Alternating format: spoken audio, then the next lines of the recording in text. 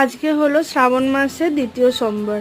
তো দেখো সকালবেলায় আমি স্নান টান করে নিয়েছি। আর আজকে আর মন্দিরে যাব না, বাড়িতেই ঠাকুরকে জল দেব। আর বাড়িতেই দেখো একটা বেলগাছ আছে, সেখান থেকে পাতা তুলে নিলাম। আগের বারে যখন মন্দিরে গিয়েছিলাম তখন ঠাকুরমশাই একজনকে বলছিলেন, শুনতে পাচ্ছিলাম যে সব সময় বাড়িতে যেটুকুই ফুল থাকুক সেই ফুল দিয়েই যেন ঠাকুরকে আমরা নিবেদন করি।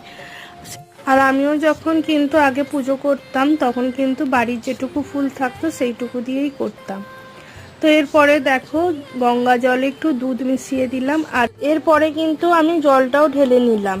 পুজো আচ্ছা বেশি না করলেও আমি কিন্তু ঠাকুর খুব বিশ্বাস করি, মনে করি যে ঠাকুর যা করে ভালোর জন্যই করে হয়তো। তো সকালে খেলাম পরোটা চা। আজকে আর ভাবলাম যে ভাত খাবো না, মা এখানে করেছে বাঁধাকপির তরকারি আর পকোড়া, সেটা দিয়ে মুড়ি খেয়ে নিলাম।